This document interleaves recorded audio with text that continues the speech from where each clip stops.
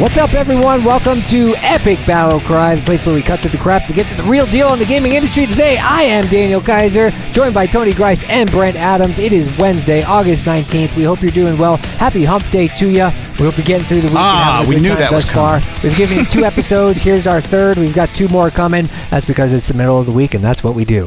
Today's question It's amazing how math works, isn't it? Yeah, exactly. Today's question comes from Kush Tripathi. I knew it. Also known as Kush. Radiant Flare on Twitter. I selected this question. I think I know why you selected this. Specifically because his name is Kush. And it does go back to a little bit of a conversation we had not too long ago about EA's access, or what is it called? It's EA Access, right? EA Access. EA Access. And this is kind of like that in that we brought up the Netflix reference, but the question from Kush goes a little something like this. Could a Netflix-style business model apply to the gaming industry? If so, how would studios and publishers make enough money? Now, we kind of discussed the Netflix example or parallel in the previous episodes, talking about both, PlayStation Now and also the EA Access, which I, had just previously mentioned. But specifically about how would studios and publishers make money, because the monetization of gaming is a different beast than that of films, where Netflix is, and TV shows, where Netflix is predominantly serviceable right now to people who are digesting that type of media. So, Brent, I know that you are a big fan of all different types of media. I am. And the way in which they are distributed and consumed. So let me ask you, Yes. I think it's only a matter of time, as we've kind of established, that there will be some sort of Netflix model, assigned to the gaming community. It's going to take the right people to make it work, because you need the right content. But in terms of making money off of this, and also who those right people would be, what are your thoughts specifically? Yeah, I think that it's an interesting scenario to try and contemplate and speculate on. I agree with you that it's inevitable. There's enough people that want to do it. There's enough people that are moving towards it right now, and technology for it. Yeah. You can argue that that OnLive is already doing this to one degree or another. Although I think that kind of what's at the heart of his question is the business model side of it and how that aspect would work, and that's interesting to think about. I think that because games are so substantially different, both in terms of price as well as the length of time needed to consume the content, as well as just the population of gamers who would potentially be a customer for this service, I think that it would be a pretty different kind of approach than Netflix. And I think that there's 3 things right off the bat that I could foresee. Number 1, I could foresee a subscription-based service where you just, the name of the game is get as much content, coming through your channel, your gateway as possible, right? And use that to draw people into your service to, pay you this monthly fee. And the more money you have in that pot from those subscribers, the more buying power you have with publishers, with developers, to be able to say, you know what, how many copies of this game, do you think that you're going to sell at retail? We can give you 25%, we can give you 50% of that. Here you go, and lure people in that way.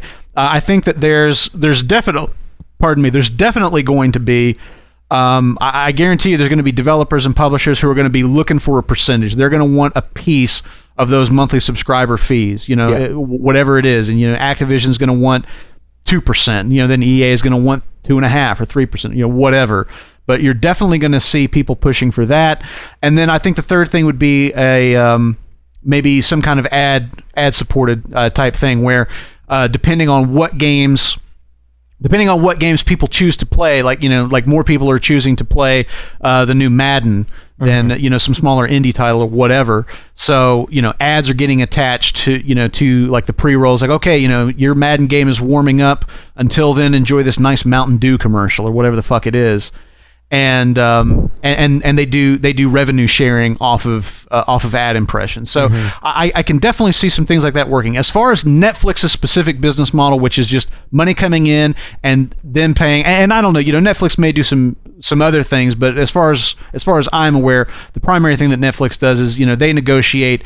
They negotiate a certain amount of money for a certain amount of time, right? Of access, a certain date range for access to content, and then once that's expired, then they renegotiate. As far as that applying to gaming, I kind of feel like it is probably not going to happen. I kind of feel like the game industry is almost too savvy for it in a way, and it's also too fractured. Like they're going to all want to try to do their own services, and so to lure them to one kind of central hub, you're going to have to offer them probably something more than that. That's what I really hope for, though. One central hub, because it's really friggin' annoying having all these subscriptions to different things. Tony, what do you think? Because obviously there are a lot of options for gamers today, but it also feels like if you don't have like 5 million subscriptions to different things and you're not or pre-ordering here and there, it's like there's so much content you're missing out on and blah blah blah. Can a service like this be an answer if I subscribe to a service for $10-$20 a month and I know I can get not the brand new games but like a growing catalog of games that are at least a month old, or what? Well, there's a couple of things I think you have to take into account. One is I do think that any type of service like this would have to be a cloud-based gaming service. I don't think you'd have any kind of service that would be like you would download and install and play locally these games. Right. And I do think that inherently starts to mark up the price of what that would cost a provider to do it, much less, not even before you've paid licensing fees and things like that, to where I sort of feel like it's going to put it at a much bigger disadvantage of happening, except with like the things like PlayStation Now. I think that's one reason maybe why we see the PlayStation Now pricing being so sort of weird and more expensive. And really, if you think about it, that's one thing I always had a problem with OnLive was their pricing of their games. Like, I mean, you bought the game. And I'm like, to me, it was kind of always, well, if I'm going to buy the game fully, I'd rather just have it local. Yeah, so anyway, I think that's one reason why we may actually not see this happen. If you had asked me honestly 2-3 weeks ago, I probably would have agreed 100% with what I think what like Brent was saying, and that this is inevitably going to happen. But really, the more I think about it, I sort of think that we're going to go the route of each. Maybe we'll still eventually see who knows? Maybe fucking Steam breaks some kind of huge exclusive deal with EA and basically takes Origin into their own fold or something. I mean, I think we'd be more likely to see things like that and make one large place that has really good discounted deals. I mean, because you think about it, pricing is not even really that big a problem with these games. Because I mean, if you wait, you could get them sometimes for pennies on the dollar for what they originally went for. Oh yeah, and I mean, you get some great choices. The one thing that I do think is interesting when you take just the game market versus the movie market is the fact that because you're putting so much more time into these, and because like with a subscription to Netflix, if you look at your month's service of Netflix, you're jumping across tons of different studios, movie companies, exactly. Exactly. But whereas if you're doing it through one of these gaming companies, you might only be doing, I mean, who knows? Depending on the game, maybe one company that you're dealing with. Exactly. So what would it be worth for yourself to pay whatever it costs, or for some provider to have this huge library available to you when people are only, disseminating one thing at a time? Yeah. I really think the financials just don't work as well for gaming with this kind of model right now. Now, who knows? Down the road, prices get down more and more. We might see it, but I do think that the overall gaming market will be a different place when that kind of comes into play. Well, that's to say nothing about the technical hurdle that we have to cross before we can even get there. And the content is different too. I mean, I feel like value on the dollar, Netflix is probably the most high saturation of value that I get out of anything that I buy. For a certain window of time, I absolutely agree with you. For like the first year you have it, I absolutely agree. I would dispute that, actually. I have to say, I think Amazon Prime is probably better value. Well, and it might be. But that's because of all the other stuff that you get from Amazon. I And also, the only thing I don't like about Amazon, and we've talked about this, Brent, is they don't offer a monthly rate. Like, to me, that is because you can get Netflix and get all their content for 1 month for $8. You can't do that on Amazon. That's very true. You have and to the pay reason for why I say that is time. because of the diversity of our setup too. And we're doing all different type of stuff all the time. But when we come home, there are numerous times where the boys want to watch something more appropriate for their age. They go downstairs. They boot up Netflix. Liliana, they've got their own profiles on Netflix. It's got stuff for them, suggestions. My daughter wants to watch Curious George. She's watching Curious George. I'm upstairs and I check out an episode of Always Sunny in Philadelphia, or whatever. And then my wife and I will watch a movie, and then the boys will watch a movie. And then, like, the bang for the buck that we get out of that, $10, whatever it is that we're spending per month, is like enormous. So from a gaming perspective, I think people are much more cash conscious because it costs $60 to buy a game. But if you knew that you had access to like really great things all the time, like maybe I could spend $25 or $30 a month and know that games that came out last month, I can play them, just as much as I want. That would be pretty awesome, I would think. Yeah, but that's one thing you see less. Like you take Netflix as the perfect example. They usually have maybe one relatively new release a week. Yeah. Realistically, like in a month, they sometimes 4. And the thing is, if that's the one release you're kind of excited about, great. World War Z came out on Netflix. Awesome. I didn't get to see it yet. I want to see that. Oh, Title X over here didn't come out on that. Then it may not be worth it. And with games, I just it's going to be a higher dollar to start off with. It's just going to be. Yeah. I would say honestly, 20 to 30 is, I think, the bare minimum somebody would do for a service like this. And then you've got to hope that they have this catalog similar to what Netflix has, which I got to be honest, I think that's going to be a challenge. It's going to be a challenge to get enough different game developers to sign on for a service like that, getting fractions of what they would get for their titles. If they were smart, I'd be honest with you. I mean, to me, I see a bigger market. I mean, like, again, because there's the new games, but and just brainstorm. But I mean, like, to me, if I could go back in one centralized place, like if Microsoft had the ability to stream, and I was paying a monthly subscription, and they could stream like all these old school games, and they worked with Sega, and they worked with all these different people to get all these great games from all these different console generations in there, and let you stream them. That'd be badass.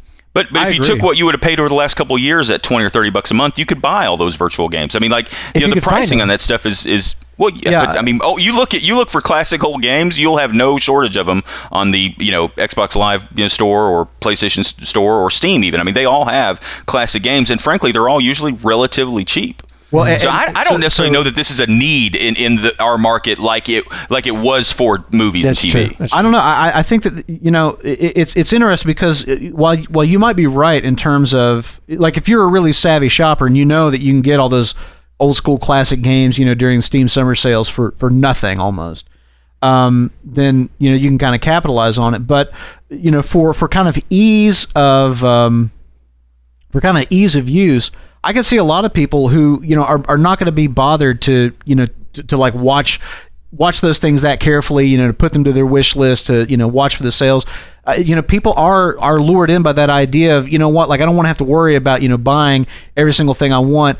I just want to pay one low rate and just have access to a bunch of stuff. I don't know what I might want. I want access to all of it, and I'll just go through and just fumble around and figure out what I want to play that day or whatever. Let me ask you a question though, because you said one low rate. Like, let me just throw this out there. If we're talking $10 a month, and I can go back there and do that, I absolutely agree with you that is a huge market of people out there. But if it's what I really think that it would have to be, which is closer to like $30 a month, I think that cuts that market by like. I mean, it's to like a tenth of what it would be. I mean, like, it'd be a hugely smaller market, and then in turn would be harder for those different studios to make sense of them doing it. I agree, but at the same time, if you think about the cost of Netflix compared to the cost of a movie and the cost of like a $30 service compared to a game, I think they're both about half the price. I mean, you can get a movie, you can buy a movie for about $20, you can buy a game for about $60, and these services cost you about half that amount per month. So I don't think it's actually too far out of line. I don't know. I'm just saying that cost that people don't think about, which is the reason I think Netflix does so well. And to be honest with you, I think the reason why Amazon Prime really is going after it is because they see this huge market and they throw all these extra things at it, like you get all the benefits of Amazon Prime and the shipping, all the the stuff that has nothing to do with the TV stuff, is because they want such a big piece of it because it is so lucrative. But that's because it's so darn cheap that I think frankly people keep it even if they like. There's a month last month where I don't think I watched Netflix at all, but yet they still got $8 from me. But I didn't care because it's $8. But if it gets into like the $20 to $30 range, I got to be honest, that really goes into a period of mine where I'm like, okay, let me make sure. Did last month did they have games that were worth playing for me? Well, right, you're gonna be more. Maybe not. I think there's like that $10 point where I think it goes from literally nobody thinks about it to if it's 15. Yeah, did we use it? No, maybe we shouldn't go next month for it. Like I think there's a big difference, no matter what the content is. I think there's a valid point in there. Yeah. Surprisingly. Yes. Well, anyway, that's a good conversation, and it's going to be interesting to see how this space evolves within gaming as digital distribution and services like Gaikai and other things and cloud-based gaming become more prevalent, not only in this generation, but beyond. So anyway, Kush, we hope you enjoyed that discussion. And if you've got a question for us, the EBC team, feel free to send it in via Twitter at EpicBattleX. We look forward to fielding questions right here on the show 5 days a week. So make sure that you follow up with us to see if your question was selected and talked about on the show. We'll be back tomorrow with another edition of EBC. For Brent Adams and Tony Grice, I'm Daniel Kaiser, reminding you to cry havoc and let your voice be heard. Enjoy Hump Day, folks. We'll see ya tomorrow. Don't they really enjoy Hump Day? I mean, isn't it just sort of like the day you get through so that you have hope again? I don't know, because I kind of like the It does kind of make you feel like you're getting to the end of the week. Yeah, I kind of like the challenge. If you work a Monday through Friday. I like Wednesdays, but that's because I always go and get burritos on Wednesdays. Where? Oh, you do? Oh, yeah, bar burritos, son. Yeah. Bar burritos Wednesdays. Okay. I'll have to make that a tradition. Taco Bell does breakfast, although I don't know if I recommend it. Yeah, Taco Bell does food poisoning. I have this place in town called Good Times, and they make the best little breakfast burritos. They're so awesome. I like breakfast burritos too. I get them every Friday after I play hockey or when I'm high. That's why you like. Like those are two different activities.